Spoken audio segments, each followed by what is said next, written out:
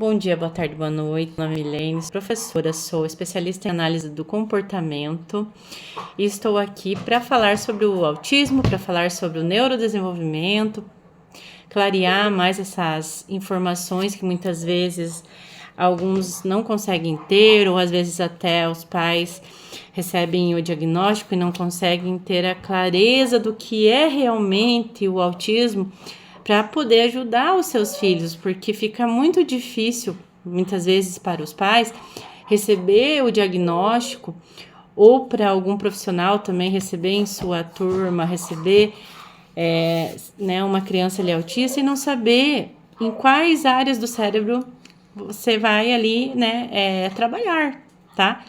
E quando a gente fala em neurodesenvolvimento, a gente sabe que o TEA é um transtorno do espectro autista que tem relação ali no neurodesenvolvimento do cérebro dessa criança, tá? Então, ela já nasce com o transtorno, por isso aí eu tenho meu cérebro aqui, que a gente vai usar ele para entender melhor. Já tem alguns vídeos que mostram algumas partes aqui do cérebro explicando essa formação.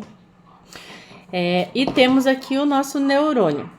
Esse neurônio, eu tô com um aqui, mas nós adultos temos cerca de 80 a 100 bilhões de neurônios e cada neurônio faz aí cerca de 10 mil sinapses com outros neurônios. Então, ele não tá sozinho, ele tá trabalhando em conjunto com outros neurônios.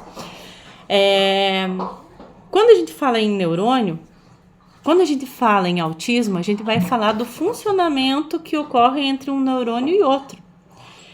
E por que é atípico? Porque alguma coisa está acontecendo ou algumas coisas estão acontecendo para que esse neurodesenvolvimento, para que essas informações que estão sendo passadas de um neurônio para outro, elas estão aí de uma forma, às vezes, mais lenta, às vezes não está tendo força entre trocar essas informações. Aí a gente vai ter uma amplitude muito grande, e por isso que o TEA é o transtorno do espectro autista, porque uma criança não é igual a outra, a condição de uma criança não é igual, a forma com que se trabalha não é igual, porque são questões específicas de cada cérebro, tá? Vamos conhecer melhor o neurônio, que é esse serzinho que vai passar as informações, e aí a gente vai conhecer melhor o porquê que no autismo se tem questões atípicas com que ocorrem essa passagem de informações. Então, um neurônio ele é formado pela célula ali neuronal. Dentro dele tem as informações genéticas, tá?